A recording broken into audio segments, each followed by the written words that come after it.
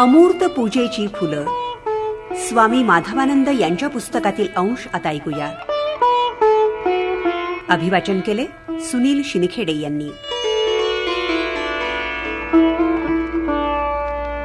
वंदे गुरूणां चरणारविंदे संदर्शित स्वात्मसुखावबोधे जनस्य जांगुलिकाय माने संसार हालाहल मोह शांतये.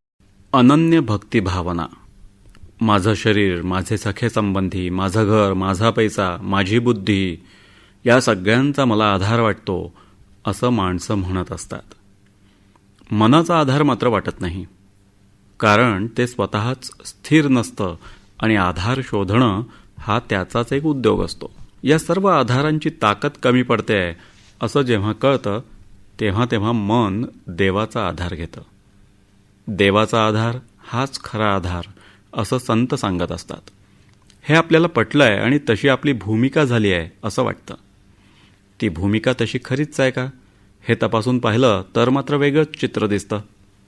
बाबा बेलसरे हे पूज्य गोंदवलेकर महाराजांचे चरित्रकार आणि मोठे आध्यात्मिक वाङ्मयकार म्हणून सुपरिचित आहेत. मला पैशाचा मोह आहे का नाही हे तपासून पाहण्याचं त्यांनी ठरवलं. एके दिवशी एका अपरिचित ठिकाणी कुणालाही न सांगता फक्त जाण्याच्या तिकिटापुरते पैसे घेऊन आणि बरोबर अंगावरच्या कपड्यांशिवाय काहीही न घेता ते गेले. उरलेले पैसे तिथं त्यांनी याचकांना वाटून टाकले. झालं. थोड्याच वेळात आपल्याजवळ काही नाही या विचारानं त्यांना मोठं भय निर्माण झालं. शरीराला घाम फुटला. त्यांची सर्व बुद्धी, शरीर क्षमता आणि विद्वत्ता त्यांच्याबरोबर होती.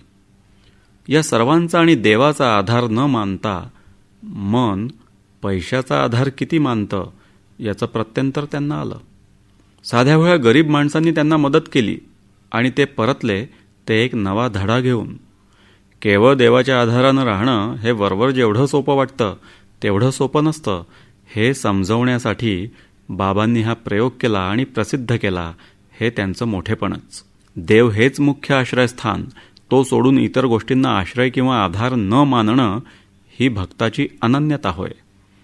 देवाची इच्छा ती आपली इच्छा आणि देव हाच आपला आधार हे भाव जोपासत जीवन व्यवहार आणि उपासना करता करता अनन्य भक्ती भावना मनात उपजते.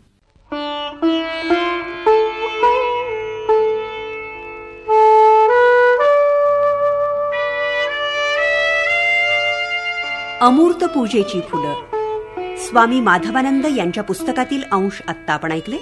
अभिवाचन केलं सुनील शिनखेडे यांनी.